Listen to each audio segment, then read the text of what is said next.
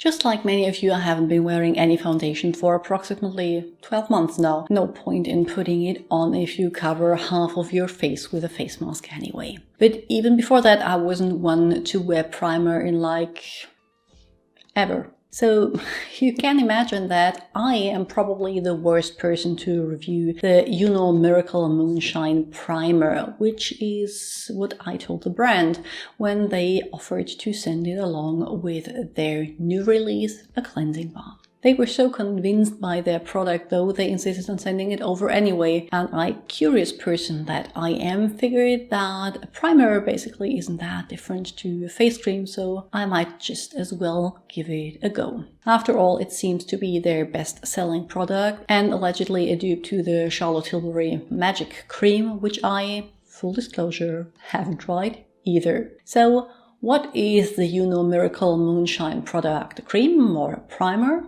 Or both?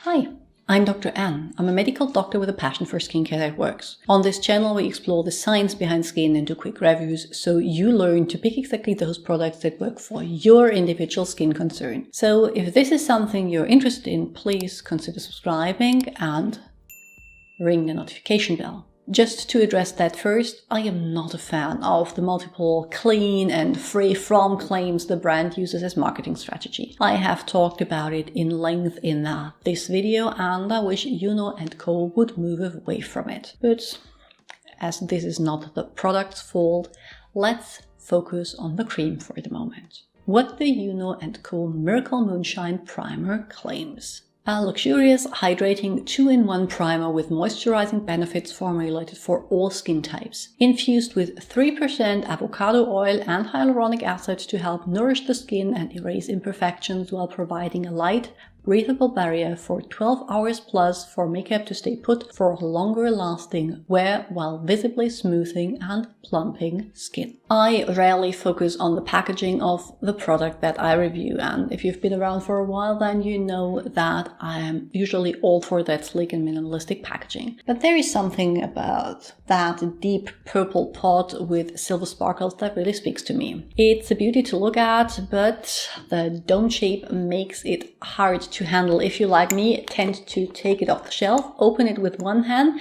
and then try to put the lid back on. Shouldn't be a problem though if you, like any sane person, put it down when you use it.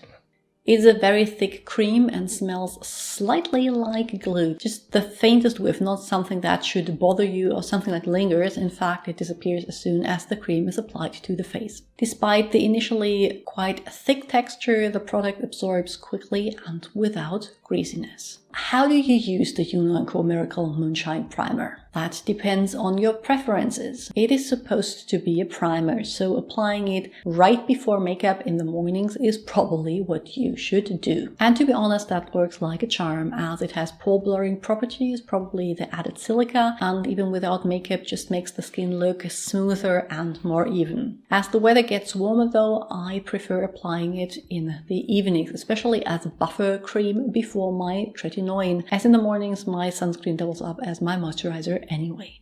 Avocado oil features prominently in the formula and is alongside several other emollients like silicones responsible for the smooth and silky finish it adds to the skin. Paired with several humectants, the cream helps hydrate and keep the moisture in, though the lack of occlusive agents might make it a little too light for people with dry or very dehydrated skin. I already mentioned the silica used to thicken up products and mattify the skin, and also quickly want to point out the use of bitter orange flower oil, an essential oil with a lot of fragrant components that might be problematic if your skin is sensitive to that.